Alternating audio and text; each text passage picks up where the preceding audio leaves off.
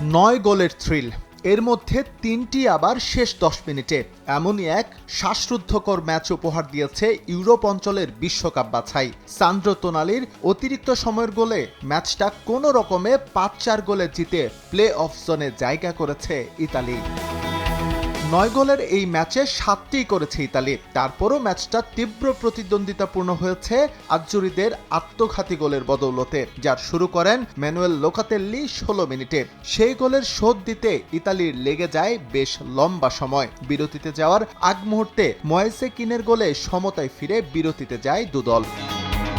দ্বিতীয়ার্ধের শুরুতেই পেরেটসের গোলে লিড নেয় ইসরায়েল। যদিও তারা এগিয়ে থাকতে পেরেছিল মাত্র 2 মিনিট, দলকে আবারও সমতায় ফেরান কিন। 58 মিনিটে ম্যাথিও প্যালিতানোর গোলে প্রথমবারের মতো লিড নেয় ইতালি। 81 মিনিটে রাসপাদোরি ব্যবধান 4-2 করলে মনেই হচ্ছিল সহজ জয়ে ম্যাচ শেষ করবে জেনারো গাত্তুসোর দল। তবে পরের 10 মিনিটে 3 গোলের একটা থ্রিল দেখে ফুটবল বিশ্ব।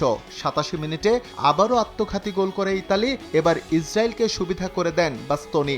এর 2 মিনিট পর পেরেটস তার দ্বিতীয় গোল করে সমতা আনেন ম্যাচে। পয়েন্ট হারানোর শঙ্কায় মাথায় বাজ পড়া ইতালিকে বাঁচান সান্দ্রো তোনালি যোগ করা সময়ে গোল করে।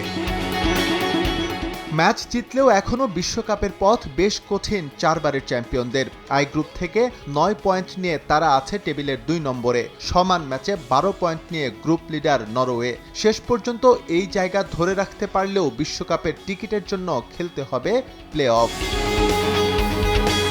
এস এম ইকবাল, সময় সংবাদ।